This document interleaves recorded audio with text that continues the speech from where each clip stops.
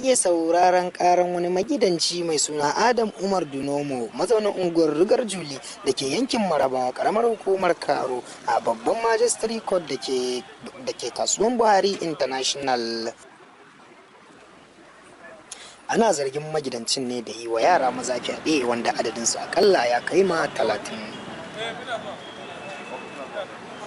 Malam Ahmad Aliyu shugaban yankin Ruganju ya yi wa manema labarai ƙarin haske dangane yadda lamarin ya gudana, kana kuma ya bayyana cewar suna sa rai za su samu adalci a wannan kotu. Daya daga cikin iyayen da lamarin ya ritsa da su, Malama Halima, ta bayyana takaicinta cikin kuka tare da neman gwamnatin jihar Nasarawa da gwamnatin ƙasa baki daya da tallafa musu da kuma sa baki kan wannan lamari da ya afku da su, inda ta bayyana cewa ba ta da yadda za ta yi asibiti da kai yaranta wanda yake cikin wani yanayi. Haka ita ma Malama Bilkisu ta ce ganin yadda shari'a yake tafiya ita ba ta sa ran ma za ta samu adalci a wannan kotu.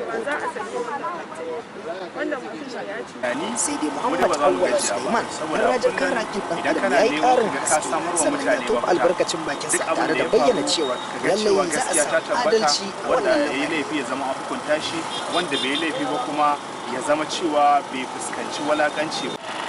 Tuni dai matasan unguwa suka ɗauki zafi tare da ƙoƙarin a bar su ɗauki doka a hannunsu, wanda hakan bai faru ba, al'amarin da har yanzu yana gudana a gaban kotu.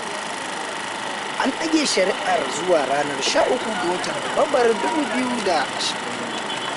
Yahaya M. Abdullahi, Voice TV Hausa, Najeriya.